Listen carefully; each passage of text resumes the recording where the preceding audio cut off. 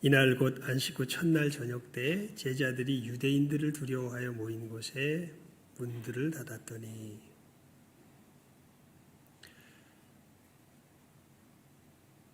두 번째 주일이겠지요.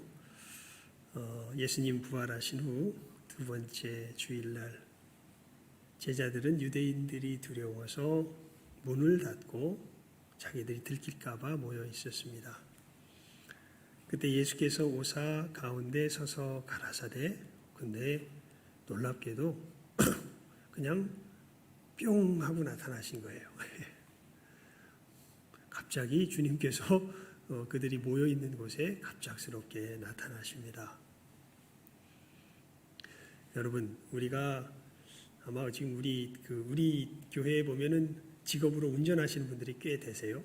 근데 운전뿐만 아니라 비행기도 그렇고 아마 천국 이제 예수님 재림하신 때가 되면 아마 운전하는 그런 운송수단의 직업은 사라지지 않을까, 그런 생각을 제가 성경을 읽으면서 해보게 됩니다. 왜냐하면 그냥 마음만 먹으면 가는 것 같아. 예수님께서 여기 나타나셨다가 저기 나타나셨다가 하는데 예수님 그러셨잖아요. 또 우리가 부활체의 몸을 입을 거라고 그러지 않습니까? 그러면 그때는 이제 우리 뭐 택시 같은 거 타고 비행기 타고 뭐 타고 갈 필요가 없는 것 같아. 그냥 마음만 먹으면 뿅하니 거기 가 있는 것 같아요. 예. 예수님께서 갑작스럽게 그들 가운데 나타나십니다. 나타나셔서 말씀하시죠. 너희에게 평강이 있을지어다. 아마 이 상황을 성경 다른 곳에서 보게 되면 제자들이 되게 놀래요. 이제 다 끝나고 이제 우리들은 예수님 따라다녔기 때문에 예수님 잡아 죽인 저 사람들이 우리들 죽일 거다라고 생각하고 이제 겁나서 두려워 떨고 있는데 갑자기 예수님께서 나타나셨으니까 자기들이 이게 꿈이냐 생시냐 해가지고 우리가 유령을 보는 거 아닌가? 이렇게 예수님을 향하여서 사실 너무 즐거워가지고, 그러니까 이게 우리가 그러잖아요. 너무 전혀 생각하지 못한 일이 일어나면 꿈이냐 생시냐, 내 볼 한번 꼬집어봐, 뭐 별을 얘기를 하지. 이제 그런 상황이 벌어진 겁니다. 그러니까 예수님께서 너희 손을 내밀어서 내 이 손자국을 보고 눈으로 보고 음식을 가져와 봐라. 그래서 음식을 먹으시고 해가지고 예수님께서 지금 부활하신 것을 이들에게 알려주시죠. 그러니까 손과 옆구리를 보이시니 제자들이 주를 보고 기뻐하더라. 예수님 정말 부활하셨구나. 이것을 이제 알게 되는 것이죠.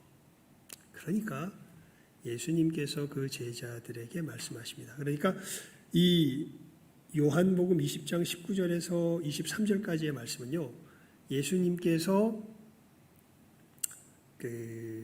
부활하시고 40일 동안 나타나시며 제자들에게 부활하신 모습을 보이시며 이제 승천하실 때에 지상 명령을 주시잖아요.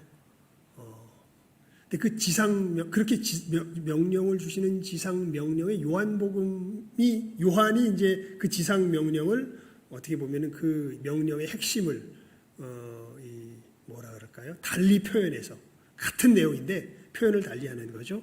달리 표현해서 우리들에게 알려주는 것이 바로 이 우리가 읽은 본문의 내용입니다. 그러니까 내용의 그 속뜻은 무엇과 같냐면 마태복음 28장 18절에서 20절 말씀과 같은 거예요. 예수께서 나와 일러 가라사대 하늘과 땅의 모든 권세를 내게 주셨으니 그러므로 너희는 가서 모든 족속으로 제자를 삼아 아버지와 아들과 성령의 이름으로 세례를 주고 내가 너희에게 분부한 모든 것을 가르쳐 지키게 하라. 볼지어다 내가 세상 끝날까지 너희와 항상 함께 있으리라. 이 지상 명령이잖아요. 최고의 명령이잖아요. 제자 삼아라. 우리 2021년 표뿐만 아니라 앞으로 우리 교회의 표는 뭐가 됩니까? 제자를 삼는 것이 우리의 표죠, 사실은. 제자를 삼는 것. 이것이 이제 예수님의 지상 명령인데 이 지상 명령의 요한복음판 표현이 우리가 오늘 읽은 말씀이에요. 예수님 부활하신 걸 보고 기뻐하는데 예수님께서 말씀하시죠. 너희에게 평강이 있을지어다. 다시 한번 평강이 있을 것을 이야기해요. 그러니까 이 말은 굉장한 의미가 있습니다. 여러분, 지금 평안한가요? 제자들의 모습? 지금 뭐하고 있다가 예수님 만난 거예요? 지금 자기들 잡혀 죽을까 봐, 예수 믿는 것 때문에 잡혀 죽을까 봐 두려워 떨면서 문 닫고 숨어 있다가 누구를 만난 거예요? 예수님 만난 거거든요. 예. 근데 예수님께서 두 번이나 말씀하세요. 나타나셔가지고 너희에게 뭐가 있을지어다. 평강이 있을지어다. 예. 여러분, 우리가 초대교회의 역사를 들어서 알고 있죠. 그 죽음의 상황이 초대교회에 한 200~300년, 법적으로는 300년이죠. 동안 없어지지 않습니다. 즉 예수 믿는 것이 공공연하게 드러나면 어떻게 돼요? 죽어요. 예. 왜냐하면 로마의 황제 숭배가 있기 때문에 기독교인들은 분명하게 이야기하거든요. 우리는 황제를 섬기지 않는다. 우리는 예수님을 섬긴다. 예. 유대인들도 마찬가지고 그 점에 있어서는. 하지만 우리는 분명하게 이야기하죠. 그렇게 되면서 그것을 공공연하게 이야기하는 순간에는 어떻게 되게 돼요? 죽임을 당하게 됩니다. 그래서 10대 박해라 그래요. 그 초대 교회 기간 동안에 한 10번의 대박해, 그 중간에 조그만 박해들은 계속해서 일어났었고 계속해서 박해가 일어나는 것이 초대 교회의 상황입니다. 이제 그것을 대표적으로 보여주는 상징적인 장소가 상징적인 게 아니죠. 대표적인 장소가 이 콜로세움이죠. 원형 경기장, 로마에. 거기에 수많은 예수 믿는 사람들 건수만 있으면 잡아다가 사자밥이 되게 하고 전쟁 놀이의 도구로 써서 죽게 하고 하는 일들이 콜로세움에서 벌어집니다. 예. 그런데 놀라운 일이 벌어집니다. 여러분, 그런데 너무 놀랍게도 300, 제가 연수는 또 잊어버린데 일단 연도를 잘 못 외워요. 이 로마의 기독교가 공인이 됩니다. 이게 공인이 되는 게 아니라 사실 실질적으로 로마의 국교 비슷하게 되어갑니다. 왜냐하면 로마의 귀족들이 거의 대부분 특별히 황제를 측근해서 모시는 그 근위병들과 로마의 귀족들의 굉장히 중요한 위치에 있는 사람들이 그때쯤 되면 전부가 다 종교가 뭐가 될까요? 기독교가 됩니다. 기독교가 그렇게 많지 않았어요. 기독교의 인구가 그렇게 그때 많지 않았는데 놀랍게도 그때쯤 되면 그 로마의 어떤 측근에 있는 사람들, 수많은 사람들이 사실은 기독교인들로 바뀌게 됩니다.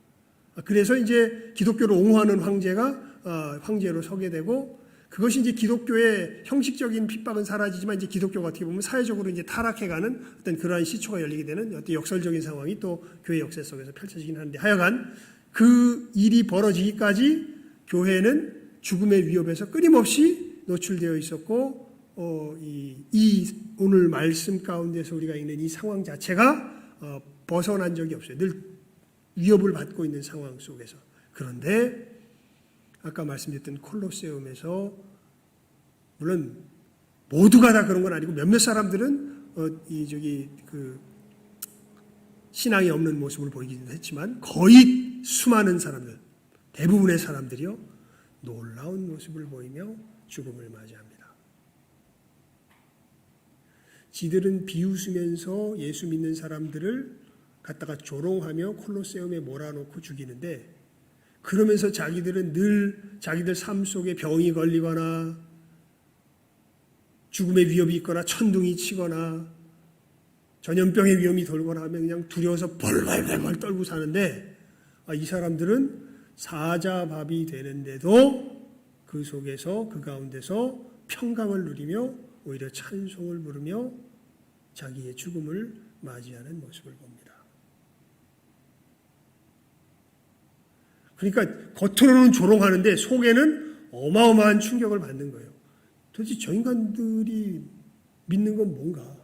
저 인간들은 어떻게 저렇게 죽음 앞에 초연할 수 있는가? 왜요? 이 말씀이 임한 거죠. 너희에게 무엇이 있을지어다? 평강이 있을지어다. 두 번 말씀하신 너희에게 또 말씀하시되 또 가라사대 너희에게 먼저 뭘 말씀하세요? 평강이 있을지어다.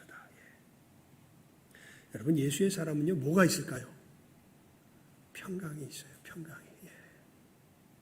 평강이. 저도 이 평강을 경험해 봤습니다. 죽게 되었던 그 순간에 몇 번 말씀드렸죠. 결핵성 늑막염으로 군대 병원에 갔다가 워낙 들어가기 전에 체력 관리를 안 해가지고 결핵약이 독하게 간을 상하게 해가지고 급성 간염으로 사실 간염으로 죽을 뻔했습니다. 급성 황달이 오면서 뭐 간 수치가 3,400인가 이게 보통 20, 30 정도가 정상이고 200이 넘어가면 뭔가 위독하다 그러는데 1,000몇백으로 확 갑작스럽게 그렇게 넘어갔었어요. 그러면서 제 몸이 통제가 안 되는 거를 제가 느끼면서 이제 군대 마산으로 가는 후송 열차 속에서 그랬는데 입에서 늑침이 나오면서 이 침이 조절이 안 되는 걸 느끼면서 이제 내가 죽나 보다. 그러니까 몸이 이렇게 통제가 안 되더라고요. 내가 죽나 보다 그런 생각을 하게 되었었는데 그때 두 가지 생각이 딱 들더라고요. 하나는 감사하다. 다른 하나는 죄송하다. 감사한 것은 이렇게 내가 참 지나온 이제 그때가 막 제가 이 하나님 앞에 진실한 회개 속에서 예수님의 십자가의 은혜를 깨달아 안 때가 아닙니까? 이런 나를 예수님의 십자가의 보혈의 은혜로 천국 백성 삼아 주셔서 내가 이제 죽어도 천국 가니까 이것이 너무 감사했던 거예요. 정말로. 죽음이 눈앞에 딱 이렇게 느껴지는데 근데 이것이 두렵기보다는 내가 어디 갈 걸 알게 되니까 감사하더라고요. 그리고 다른 하나는 죄송하다는 거였습니다. 주님께서 이 은혜를 주셨고 이 은혜 가운데 깨달아 알게 하시면 이제 여기까지 이르게 하셨는데 내가 그 전까지는 예수님을 섬기는 게 뭔지 몰랐던 거죠. 교회 생활은 열심히 했는데 열심히도 아니죠. 내가 좋아서 했던 거지 사실 열심히 한 건 아닙니다. 그냥 교회 생활에 얼쩡얼쩡 되는 시간은 많았는데 진짜 예수님을 섬기면서 살아가는 삶은 못 살았던 거죠. 이 귀한 생명을 나만 누릴 게 아니라 다른 사람들에게도 최소한 내가 아는 만큼은 전해주고 내가 받은 만큼은 전해줬어야 됐는데 내가 이걸 못했구나. 죄송하다. 한 일 없이 그냥 천국만 가게 생겼네. 이 생각이 딱 드니까 두 생각이 들었던 거예요. 하나는 감사하다. 다른 하나는 죄송하다. 제 마음에 뭐가 있어요? 죽음을 앞두고 평강이 있어요. 콜로세움에 있던 그 예수의 사람들의 마음에 죽음을 앞두고 뭐가 있어요? 평강이 있어요. 여러분의 마음에 여러분의 인생 속에서 우리가 예수를 믿으면서 걸어가잖아요. 여러 가지 어려움들이 닥치는데 여러분 그 마음 깊은 곳에 무엇이 있습니까? 평강이 있습니까? 불안과 두려움이 있습니까? 돈이 떨어져요? 경제적으로 어려워요? 많이 불편하죠. 또 창피하기도 하고 부끄러운 마음이 들 때도 있습니다. 하지만 그것이 여러분들을 불안하게 하고 여러분들에게 평강을 빼앗아갑니까? 여러분들의 하나님의 자녀됨에 대한 그 자부심을 그것이 여러분들을 그 힘이 가난함이 그 내 병들미 뭉개버리고 파괴해버릴 정도로 그렇게 약합니까? 여러분들의 신앙을 다시 한번 점검해 보시기 바랍니다. 죽음 앞에서도 주님의 십자가 역사 오히려 죽음을 능가해요. 왜냐하면 신기하게 알게 되기 때문에 그래요. 죽는 게 끝이 아니에요. 내 육신이 정지되는 게 끝이 아니에요. 우리는 영원히 삽니다. 문제는 그 뒤에가 훨씬 더 중요해져요. 놀랍게 죽음을 맞닥뜨리면 그거를 느끼게 되는 것 같아요. 그리고 더 놀라운 것은 이렇게 형편없는 삶을 살았던 나인데도 불구하고 예수님의 은혜 가운데 이런 나를 그 천국의 거룩함에 참여하게 했다는 걸 신기하게 아는 거예요. 545장 우리가 오늘 찬송 드렸죠. 하늘 가는 밝은 길이 내 앞에 있으니 슬픈 일을 많이 보고 늘 어떻게 해요? 고생하여도 하늘 영광 밝음이 어두운 그늘 해치니. 참 여러분 이 찬송가 이렇게 제 설교가 잘 안 들리면 찬송가 열심히 암송하면서 묵상하십시오.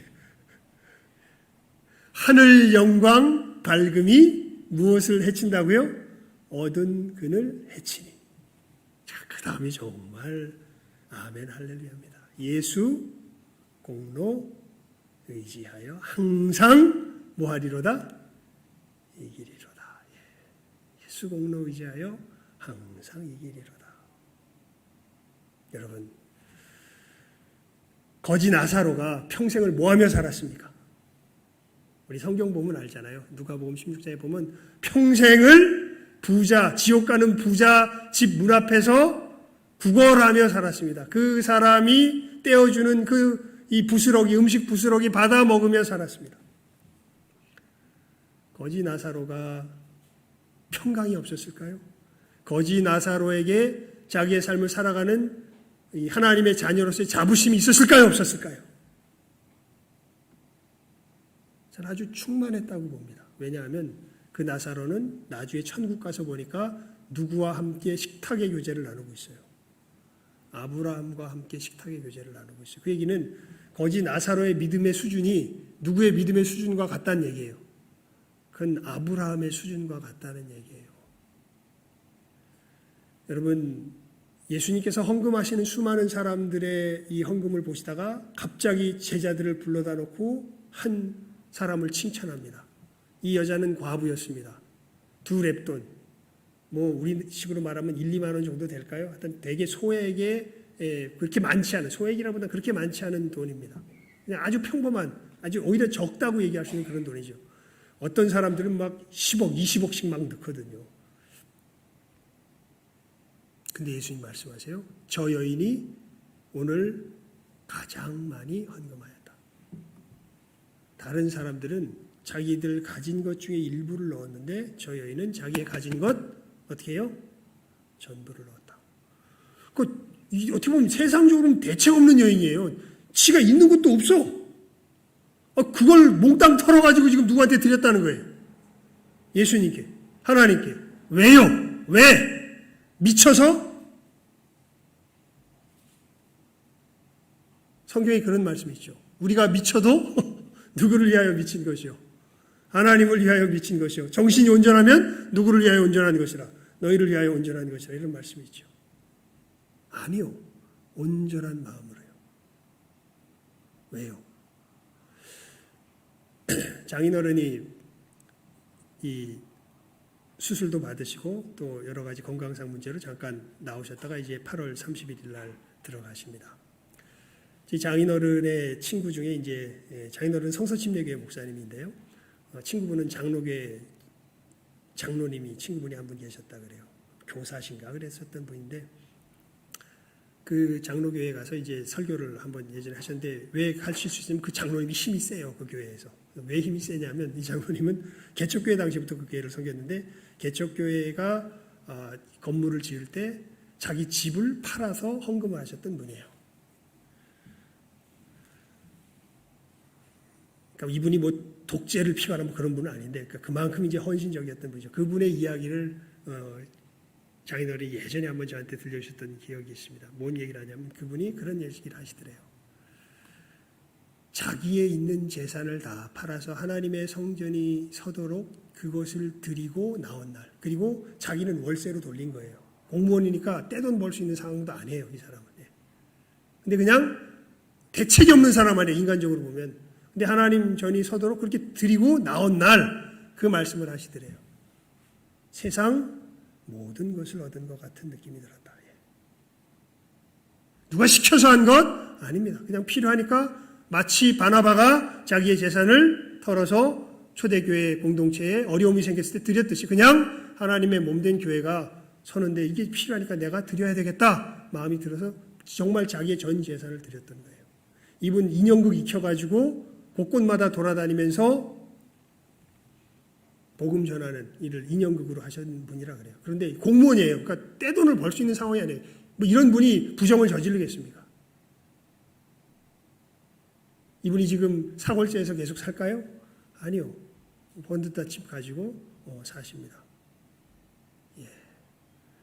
어떻게 그렇게 그건 굳이 그분한테 안 물어보고 우리 교회 우리 몇몇 권사님들한테만 물어봐도 그 하나님이 다 그렇게 하셔. 이런 거 다 들을 수 있으니까요. 예. 굳이 거기까지 안 가도 돼요. 예. 여러분 마음에 뭐가 있어요? 평안이 있어요. 평안이. 세상이 어쩌지 못하는 평안이 있어요. 죽음이 어쩌지 못하는, 세상 돈의 위협이 어쩌지 못하는, 생활의 위협이 어쩌지 못하는 뭐가 있어요? 예수의 사람들의 마음속에는, 깊은 곳에는 평안이 있어요. 왜요? 주님께서 두 번이나 강조하여 말씀하시면 너희에게 무엇이 있을지어다. 평안이 있을지어다. 주님, 권능의 주님께서 말씀하시는데 평안이 어디 도망가겠습니까? 평안이 있지. 그리고 그 주님께서 말씀하세요. 아버지께서 나를 보내신 것 같이 나도 너희를 뭐하노라? 보내노라.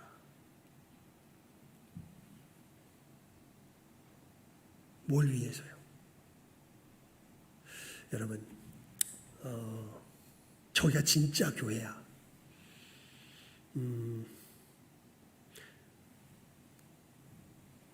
저기야말로 하나님의 영광의 역사가 나타나는 것이야.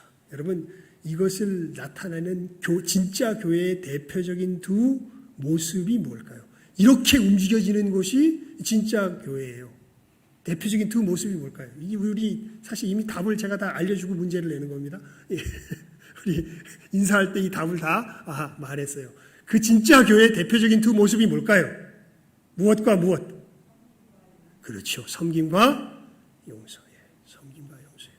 섬김에 대해서는 우리가 지지난주에 우리가 나눴죠. 간단하게 이야기하면 섬김은 하나님의 뜻이 내 이웃에게 이루어지도록 자기 자신을 희생할 줄 아는 게 섬기는 거예요. 그 기준에 대해서 굉장히 강조해서 이야기하느라고 섬긴다라는 표현을 조금 약하게 해서 아마 여러분들이 그랬나? 이렇게 희생한다는 걸 좀 약하게 해서 그랬나 할 텐데, 그래서 뭐 예전에 많이 했으니까 이 두 가지를 분명히 기억하셔야 돼요.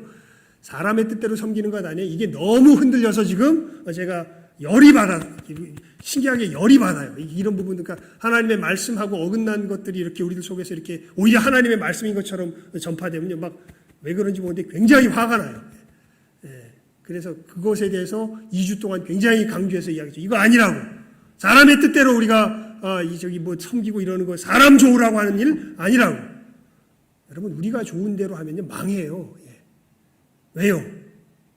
그게 타락의 본질이거든요. 타락이 뭡니까?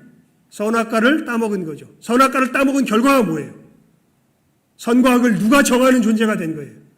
여러분의 삶에 진짜 좋은 것, 나쁜 것 누가 아세요? 여러분, 누가 정합니까? 요즘 세상은 어마어마하게 교만해져서요, 하나님조차 자기들의 선악의 기준으로 잣대를 놓고 판단하는 정말 패역한 세대가 되었습니다. 그것이 교회의 신앙의 이름으로 버젓이 증거되는 게 꽤 많아요. 아닙니다, 여러분. 우리는 그 앞에 머리 숙여 경배해야 됩니다. 하나님이 이것이다 하면 이것이요, 저것이다 하면 저것인 것입니다. 그 위에 다른 것이 있을 수 없지요. 여러분, 하나님께 대해 살았다는 그것이 실질적으로 뭘 의미한다고 우리가 계속해서 말씀 속에서 그 의미를 살폈습니까? 하나님의 무엇 앞에 머리 숙일 줄 아는 거예요. 절대성 앞에 머리 숙일 줄 아는 거잖아요. 하나님이 절대적인 선이시라는 것 앞에 우리가 기쁨으로 뭐 할 줄 알게 된 것이, 머리 숙일 줄 알게 된 것이, 그것이 예수 그리스도의 십자가의 역사 속에서 우리가 하나님에 대하여 산 삶의 존재의 변화의 근본적인 핵심적인 모습이 아닙니까? 그런데 뭐라고요? 그렇게 예수께서 우리를 변화시켰는데 지 생각대로 하나님의 모습이 안 되면 그걸 바꾸려고 그래요? 하나님의 말씀까지 변개시키려고 그래요? 이건 누가 하던 짓이에요? 바리새인들이 하던 짓이죠. 회칠한 무덤들이 하던 짓이죠.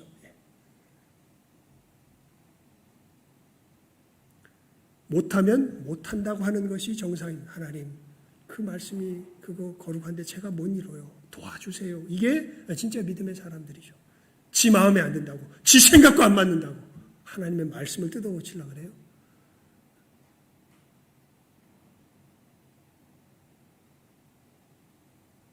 그래서 이 하나님의 뜻이 내 이웃에게 이루어지도록 자기를 뭐 할 줄 아는 것. 이거는 제가 강조해서 얘기를 못했어요. 하지만 우리 이 시간에 짧지만 강조합시다. 자기를 뭐 할 줄 아는 것, 희생할 줄 아는 것. 여러분, 교회됨에 마귀가 절대 흉내 못 내는 게 뭐냐면요, 마귀는요 뭐 정의를 행하자 별의별 얘기 다 하는데요. 마귀가 딱 못하는 게 있어요. 그게 뭐냐면 자기를 뭐 하는 거예요? 희생하는 거예요. 이건 진짜 누구만 할 수 있어요. 진짜 그리스도인들만 할 수 있어요. 예수님 닮은 사람만 할 수 있어요. 마귀는 결국 지 속 챙겨서 가는 게 마귀예요. 정의를 이야기하고 뭘 얘기하고 다 얘기해도 결국 보면 지 속 챙겨요. 그런데 진짜 하나님의 사람은요, 자기의 뭘 줄 줄 알아요. 생명을 줄 줄 알아요. 희생할 줄 알아요. 무엇을 이루기 위해서? 하나님의 뜻을 이루기 위해서. 누구에게? 내 이웃들에게. 그게 무슨 모습이다? 섬김의 모습이다. 그게 섬김이다. 그게 있는 곳이 진짜 교회예요. 두 번째 특징이 뭘까요? 이제 오늘 우리가 살피는 용서죠. 용서는 이것도 그렇습니다, 여러분. 누구의 용서를 그냥 그래 동성애도 괜찮아, 다 괜찮아, 어떡하겠니? 이게 용서가 아닙니다. 누구의 용서를 알게 하는 거예요? 하나님의 용서를 알게 하는 거예요. 이거 분명하게 하십시오, 여러분.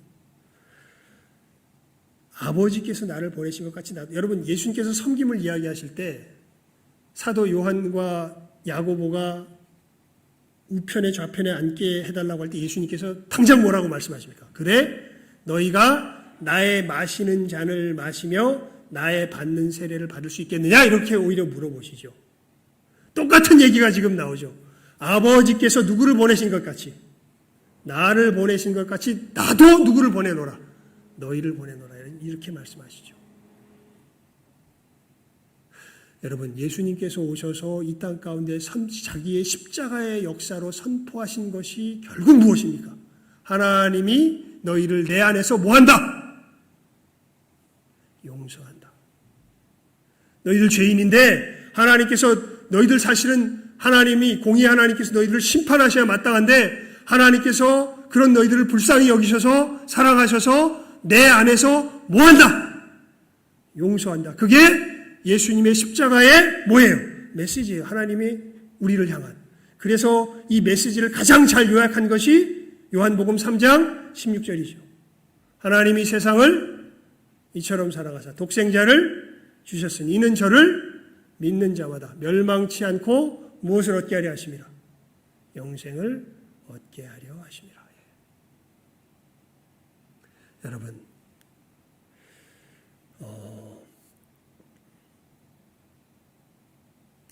요것을 정리하고 오늘 말씀을 맺을 텐데요. 우리 에베소서 4장 30절에서 31절 말씀 우리 함께 보도록 합시다. 에베소서 4장 30절에서 31절입니다.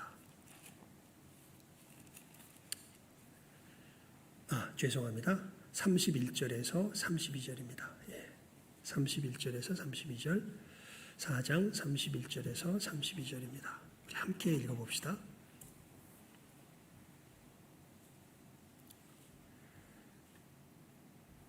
시작하면 읽습니다. 여러분들 찾으시고요. 우리 함께 읽어봐요. 시작. 너희는 모든 악독과 노함과 분냄과 떠드는 것과 회방하는 것을 모든 악의와 함께 버리고 서로 인자하게 하며 불쌍히 여기며 서로 용서하기를 하나님이 그리스도 안에서 너희를 용서하심과 같이 하라. 아멘.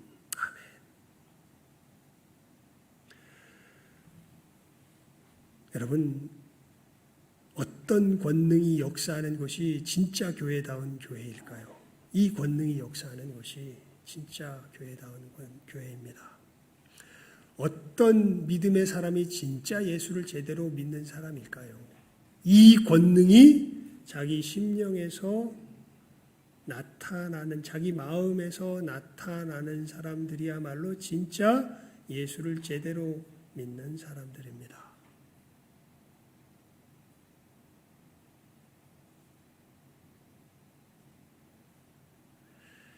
진리가 어그러지는 것 때문에 분통이 터진 것이지 그 진리를 어그러뜨리는 사람을 저주하는 것이 아니지요.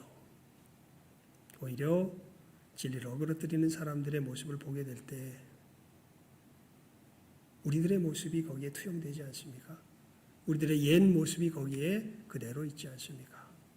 그 사람들과 같이 스스로를 높여서, 스스로를 선악의 주관자로 높여서 하나님을 멸시하고 그렇게 하나님의 진노를 초래하는 삶을 살아가는 여러 사람들. 여러분, 죄를 짓는 사람들, 내게 해를 끼치는 사람들의 모습을 볼 때 여러분들은 나는 무엇이 먼저, 무엇이 가장 깊은 곳에서 충격으로 다가옵니까?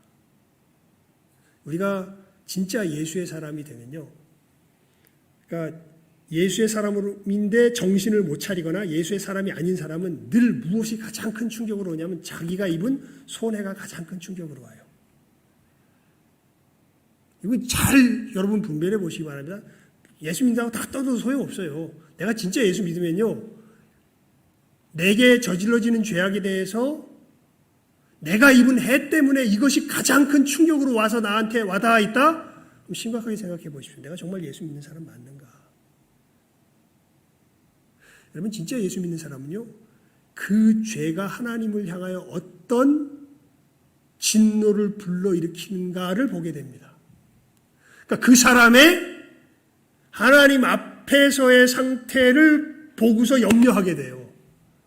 내가 입은 손해 때문에 괴로워하고 고통스러워하는 게 아니라, 물론 괴롭고 고통스럽죠. 이게 하지만 궁극적인 충격이 아니에요. 궁극적인 충격은 예수를 정말 믿는 사람들은요, 야, 그래, 저렇게 죄를 지었고 저런 나쁜 놈이 있나? 그런데 나쁜 것이 누구를 향해 있어요?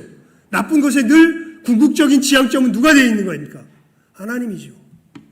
그러면 그렇게 나쁜 짓을 하는 인간을 하나님이 어떻게 하실까요? 만약에 거기서 돌이키지 않으면 반드시 뭐 하세요? 심판하시는 분이세요. 즉, 끔찍한 지옥의 위험이 지금 저 사람에 있는 게 느껴지기 시작합니다.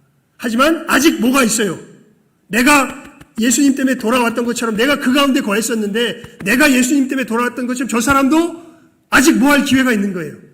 그 위험에서, 그 하나님의 영원한 진노에서 빠져나올 기회가 있는 거예요. 하나님이 이 죄 가운데 있지만 예수 안에서 우리를 뭐 하셨다는 거를, 용서하셨다는 걸 저 사람도 알고 예수님을 믿으면 어디서 나올 수 있어요? 그 하나님의 진노에서 나올 수 있어요. 그래서 그 사람을 저주하는 것이 아니라, 비록 아프고 순간 고통, 아야 하기 때문에 아야 소리까지는 하죠, 우리가. 하지만 아이고 저렇게밖에 못 사는구나, 저거 하나님의 진노를 불러일으키는 저주의 삶인데 거기서 나와야 되는데 내가 어떻게 나왔어요? 여러분, 어떻게 나왔습니까? 우리가 누구의 이름으로, 누구의 능력 속에서, 누구의 구원의 역사 속에서? 예수의 이름으로, 예수의 능력으로, 예수의 구원의 그 십자가의 죽으심과 부활의 역사 속에서 내가 나온 것 아닙니까?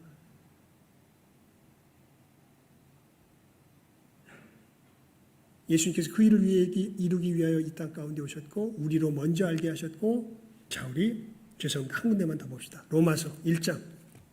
로마서 1장입니다. 로마서 1장 16절과 17절 말씀. 14절부터 봅시다.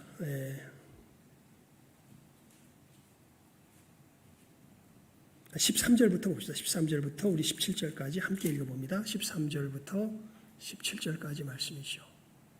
함께 읽습니다. 사도 바울의 고백이죠. 13절부터 17절 시작. 형제들아, 내가 여러 번 너희에게 가고자 한 것을 너희가 모르기를 원치 아니하노니, 이는 너희 중에서도 다른 이방인 중에서와 같이 열매를 맺게 하려 함이로되 지금까지 길이 막혔도다. 헬라인이나 야만이나 지혜 있는 자나 어리석은 자에게 다 내가 빚진 자라. 그러므로 나는 할 수 있는 대로 로마에 있는 너희에게도 복음 전하기를 원하노라. 내가 복음을 부끄러워하지 아니하노니 이 복음은 모든 믿는 자에게 구원을 주시는 하나님의 능력이 됨이라. 첫째는 유대인에게요 또한 헬라인에게로다. 복음에는 하나님의 의가 나타나서 믿음으로 믿음에 이르게 하나니, 기록된 바 오직 의인은 믿음으로 말미암아 살리라 함과 같으니라. 아멘. 여러분, 주님께서 우리를 하나님께서 주님을 보내신 것과 같이 주님께서 우리를 보내실 때 우리가 세상 사람들에게 알게 하는 그 죄의 용서는 누구의 죄의 용서를 알게 하는 거예요? 이걸 잘 알아야 돼요. 누구의 죄의 용서를? 하나님의 죄의 용서를 알게 하는 거예요. 그리고 그 하나님의 죄의 용서를 알게 하는 그것이 우리의 삶 가운데 나타나면 그 두드러진 모습이 에베소서 4장 31절에서 32절의 모습이에요. 악독과 노함과 분냄과 떠드는 것과 회방하는 것을 모든 악의와 함께 버리고 서로 인자하게 하며 불쌍히 여기며 서로 용서하기를. 그러니까 그래서 제가 우리들과 함께 여러 번 나눴던 말로 다시 정리하면 죄 짓는 사람들을 보게 될 때 아프지요. 고통스럽고 화나지요. 하지만 우리들의 궁극적 충격은 단순히 내가 아프다, 고통스럽다, 화난다, 내가 손해를 입었다, 나 못 살겠다 이게 아니라 야, 저 영혼 어떻게 되나? 저거 내가 옛날에 예수님 몰랐을 때랑 똑같네. 저러다가 죽으면 지옥 가는데 저 영혼 어떻게 되나? 하나님, 저 영혼을 불쌍히 여겨주시옵소서. 나를 예수 그리스도의 십자가의 은혜로 구원하셨듯이 저 영혼도 예수님의 은혜로 구원하여 주시옵소서. 주님의 권능이 임하시면 내가 변하였듯이 저 사람도 변할 줄 믿습니다. 그래서 자기에게 죄악을 행하는 사람들을 위하여 뭐 할 줄 아는 사람이 되는 거예요. 그죠? 우리들의 익숙한 말로 번역해서 이야기하면 기도할 줄 아는 사람들이 되는 거죠. 이게 교회의 두드러진 모습이에요. 교회만이 할 수 있는 모습이에요. 세상은 이건 흉내를 못 냅니다. 마귀는 전혀 흉내를 못 내요. 이 섬김과 용서의 두 모습. 여러분, 이것이 왕성한 것이 교회가 왕성한 교회가 되고요. 이 권능이 큰 사람이 이 섬김과 용서의 권능이 다른 사람들보다 큰 사람은 주님의 몸된 공동체에서 큰 사람일까요? 적은 사람일까요? 이 사람들은 큰 사람이에요. 이게 적은 사람은 큰 사람일까요? 적은 사람이에요. 이 사람 적은. 직위 아무 그 부분에 있어서는 아무런 그 상관없어요. 목사 다 필요 없습니다. 목사는 뭐 합니까? 섬길 줄도 모르고 용서할 줄도 모르고. 그게 무슨 목사예요? 목사는 목사겠죠. 그런데 그게 무슨 주님의 나라에서 큰 자예요. 참 이 쬐끔한 자에 불과하죠. 하지만 직분을 못 받았으면 어떻습니까? 예수의 은혜 가운데서 정말 하나님의 뜻이 이루어지도록 그 사람 형제와 자매의 필요가 하나님의 뜻이 보일 때에 자기 자신을 내어드리며 희생할 줄 알고 우리들에 있는 죄악의 근본적인 것을 잘 분별하며 정말 하나님 앞에 돌아올 수 있도록 예수 그리스도의 십자가의 복음의 메시지를 제대로 나누면서 이 하나님의 용서를 그들에게 전하여 줄 줄 아는 이 역사가 큰 사람들, 이 사람들이야말로 진짜 하나님 나라에서 어떤 사람들이에요? 큰 사람들이죠. 저는요, 그 점에서 보면은 어떻게 될지 되게 궁금해요. 우리 신성교회에서 우리가 함께 믿음의 길을 이렇게 걸어갔잖아요. 이렇게 보면 일단 형식상으로 보면 제가 어떻게 보면은 이제 이 질서의 중심에 서 있잖아요. 근데 나중에 이제 예수님 만나서 이제 이 서열이 다 이게 뒤바뀔 것 같아. 누가 제일 큰 자로 주님 앞에 인정받을까? 되게 궁금해져요. 누가? 정말, 제가 보면 이제, 어이구, 그러셨군요. 우리 집사님, 어이구, 이러셨군요. 어떤 사람이 정말, 주님 앞에 큰 자로서, 정말 이 땅에서의 삶의 걸음을, 잘 걸어간 사람이었을까? 일단 기준은 알았죠? 무엇과 무엇? 섬김과 용서. 내게 얼마나 이 천국의 권능이 힘있게 역사하고 있는가. 내가 얼마나 이 천국의 권능을 넓게 깊게 발휘하고 살아가고 있는가. 여러분, 우리가 다 여기 땅 하면 출발. 이게 일본 말이네. 뭐라 그래나 우리 어머니한테 배워가지고 이 말밖에 생각이 안 돼. 100m 이 출발선에 서면 땅 하면 팡 튀어나가잖아요. 우리가 다 경주자들입니다. 무엇을 겨루는? 이 섬김과 용서를 겨루는 우리가 다 경주자들입니다. 이 선한 경쟁을 우리의 삶 속에서 참 치열하게 싸워나가며 주님 앞에서 큰 자로 서시는 놀라운 은혜를 받으시는 여기 있는 모든 귀한 복된 영혼들 다 될 수 있기를 주님의 이름으로 축원을 드립니다. 우리 이 시간 말씀을 기도하겠습니다. 하나님 아버지, 저희들 천국 공동체 질서 두 번째의 원리, 우리 용서에 대하여서 오늘 주님의 주신 말씀을 상고하였습니다. 주님, 하나님께서, 아버지께서 주님을 보내주신 것처럼 주님께서 우리를 보내신다 말씀하셨습니다.